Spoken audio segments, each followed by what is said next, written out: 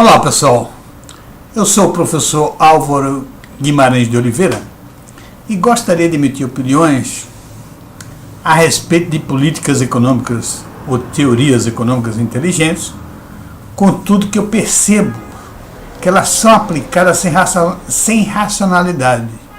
E quando isso acontece, os resultados são desastrosos.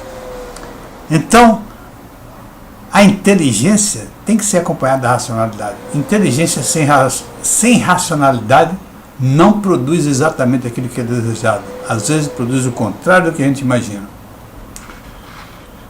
Vamos aqui para essa teoria inteligente.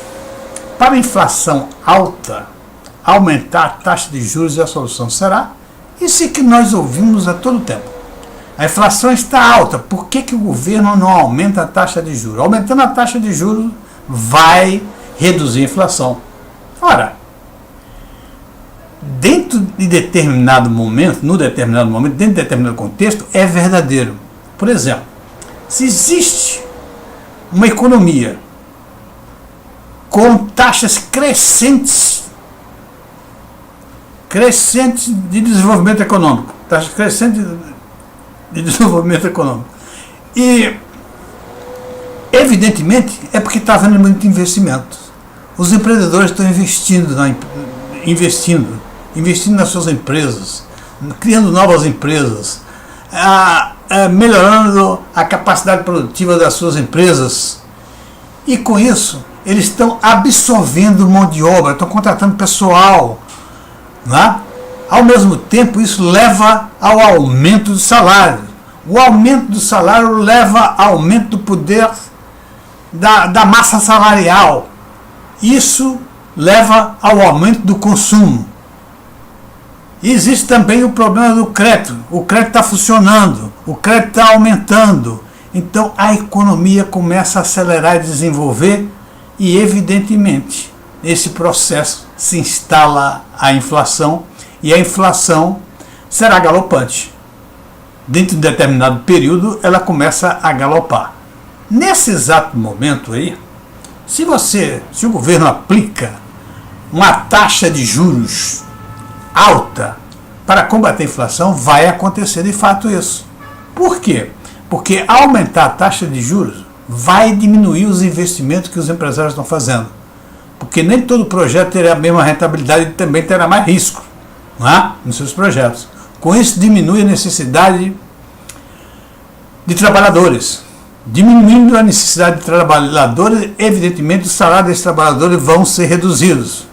Ao reduzir o salário dos trabalhadores, reduz a massa salarial que estava indo para o consumo. Reduzindo o consumo, reduz-se o crédito. O crédito também está sendo reduzido. Com isso, a economia volta a diminuir, a decrescer ou a crescer menos e a inflação diminui. Com certeza a inflação começa a diminuir. Essa é uma política adequada e perfeita para esse sentido. Por outro lado, nós tivemos um exemplo aí, a inflação pode estar galopante e a solução não é o aumento da taxa de juros. Por exemplo, no nosso caso, que foi da Dilma Rousseff, o final do governo dela, ela estava em recessão.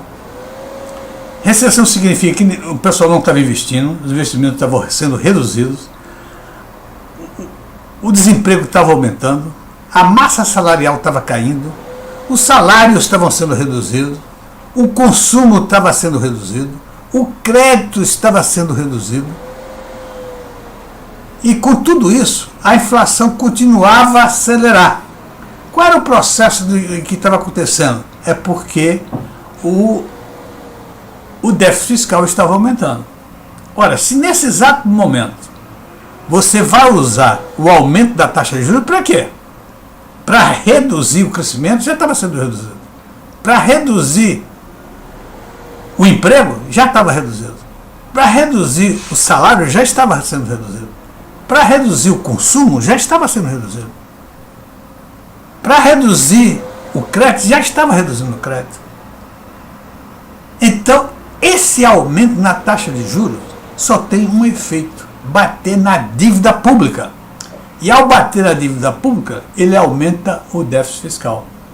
E é evidente, aumentando o déficit fiscal, ele vai aumentar a inflação. Foi isso que aconteceu no final do governo Dilma com a entrada do Joaquim Levy. E eu, salvo engano, acho que ele aumentou 2 ou 3 vezes a taxa de inflação, e cada vez que ele aumentou a inflação continuava a aumentar. Evidentemente, no final, a inflação caiu. Mas caiu por quê? Porque a dose foi cavalar. E estava matando o doente, matou o doente. Estraçalhou com a economia brasileira, ajudou a estraçalhar. Ajudou a quebrar mais ainda a economia brasileira e dificultar a recuperação dela no futuro.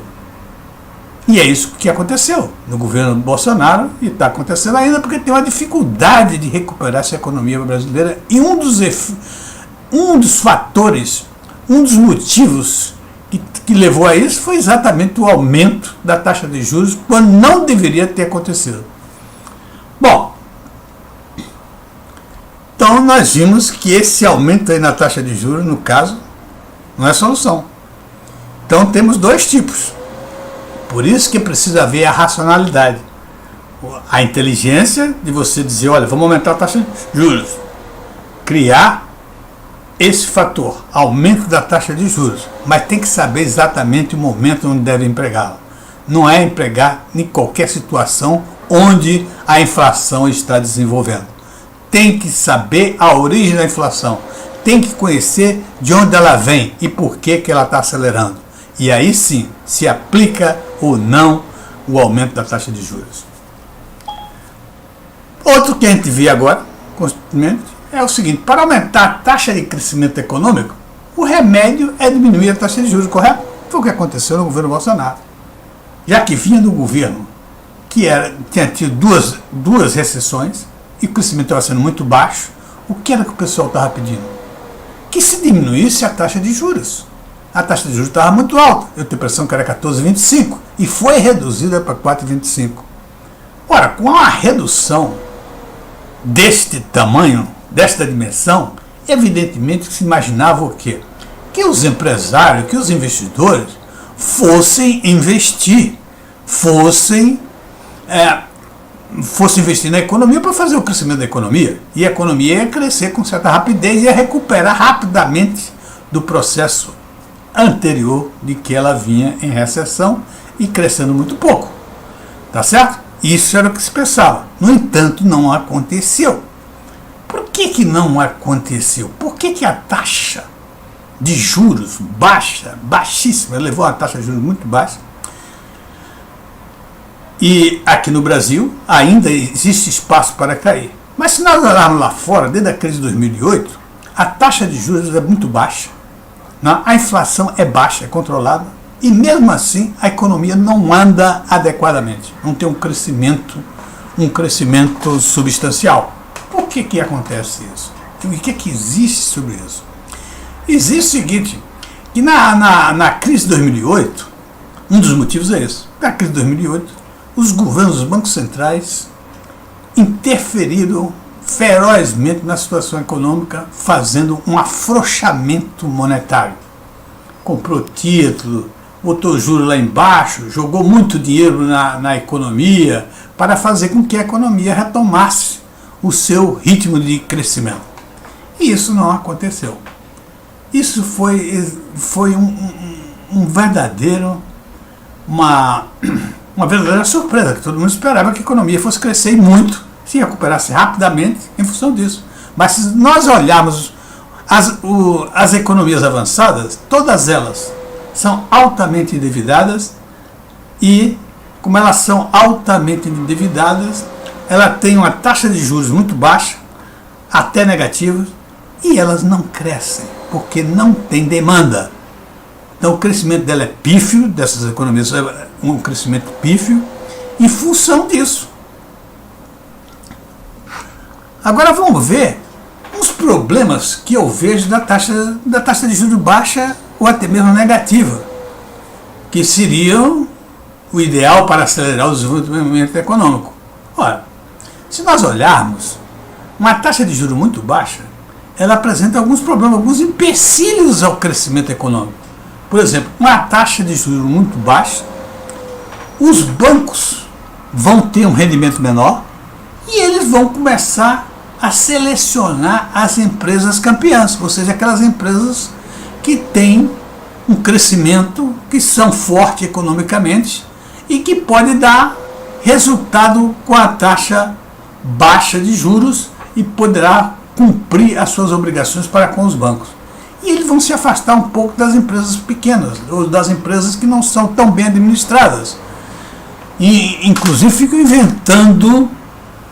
inventando processos de financiamento, como, por exemplo, os financiamentos alavancados. Se unem vários bancos para investirem a taxa baixa para financiar empresas que têm uma baixa lucratividade e têm uma dificuldade de cumprir com as suas obrigações, e com isso só vem atrapalhar o processo de desenvolvimento econômico. Tá certo? Então os bancos começam a selecionar aquelas empresas e com isso o crédito que deveria ser colocado na economia não entra na mesma quantidade que é necessário. Isto é um defeito da taxa de juros muito baixa. Outro defeito, quando a taxa de juros é muito baixa e leva muito tempo, evidentemente, não é? E no processo, principalmente americano, que nós sabemos que a interferência do Banco Central para que as empresas não quebrem, isso é um moral risk, nós sabemos disso, não é? Porque fica viciado, ele fica sabendo o seguinte: olha só, nós não vamos quebrar, que o governo vai entrar e vai nos ajudar. Então, olha, se a taxa de juros é muito baixa, eu vou procurar aqueles projetos, não é? Aqueles projetos, qualquer que seja o projeto, eu quero rentabilidade no projeto. Não olho nem o risco que tem o projeto. Por quê? Porque se acontecer alguma coisa, os bancos centrais vão ajudar. Então, com isso, o que vai acontecer? Os investimentos não são aplicados em função da rentabilidade como deveriam ser. Os investimentos estão sendo feitos, os financiamentos estão sendo feitos e aplicados em empresas que têm projetos que têm rentabilidade muito baixa e que correm um risco muito sério a respeito disso. Então, com isso, evidentemente, o desenvolvimento da economia vai ser pífio, porque a grande parte do investimento vai ser em cima dessas empresas, cuja rentabilidade é muito baixa e com prejuízo, com risco muito grande. Isso é o que está acontecendo. Olha, qualquer economia avançada, estão muito endividadas, uma taxa de juros muito baixa, inclusive negativas, e não existe demanda para isso, e o crescimento é pífio quando há crescimento. Então, dito isso, nós vimos também, mais uma vez, que é uma questão de racionalidade. Qual o momento que nós vamos diminuir a taxa de juros, ou qual o momento que nós vamos aumentar a taxa de juros. Em qualquer momento que a taxa de juros alta vai reduzir a inflação. Como não é em qualquer momento que eu baixar a taxa de juros que eu vou ter um crescimento acelerado da economia. Tá certo? Então, qual é a saída? Parece, está havendo muita conversa, muitos artigos e muitos economistas pedindo para que os bancos centrais financiem os déficits fiscais diretamente. Ou seja, o Banco Central americano financiar o déficit fiscal americano diretamente. Ou seja, emissão de tesouro, dos títulos para o Banco Central transforma aquilo em dinheiro e aquilo faz seu déficit fiscal ser financiado diretamente. Tá certo? Então, parece que a saída está por aí. O fato, do meu ponto de vista, é que essas intervenções do Banco Central, o quantitative easing, ou seja, o afrouxamento monetário que houve, foi uma experiência que o pessoal entrou de cabeça, né? Mas sem saber exatamente qual era a saída. E a saída está sendo muito difícil. É por isso que a economia está do jeito que está. Ok? Um abraço e até a próxima.